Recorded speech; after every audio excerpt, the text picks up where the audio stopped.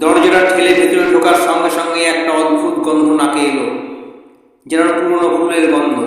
অথচ ঘরে কোনো ফুল নেই। ঘরটা যেন কারো ফেলে যাওয়া স্মৃতি ধরে রেখেছে। দালানের মাঝখানে একটা কাঠের টেবিল, তার উপরে একটা ছোট্ট ফটো ফ্রেম। ধুলো জমে গেছে, তবুও ছবি স্পষ্ট। ছবিতে এক ছেলে আর এক মেয়ে। মেয়েটার মুখ দেখে যেন বুকের ভেতরে ধাক্কা খেলাম। হাসি আছে, কিন্তু চোখ দুটোতে চাপা দুঃখ। ছবির নিচে এক হাতের লেখা লাইন, একদিন তুমি ফিরে আসবে, এই আলো নিভে যাওয়ার আগেই।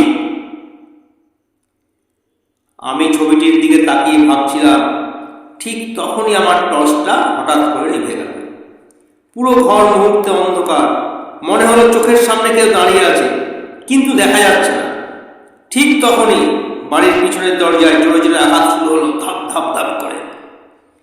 হৃৎপিণ্ডটা মনে হলো গলা দিয়ে বের হয়ে আসবে।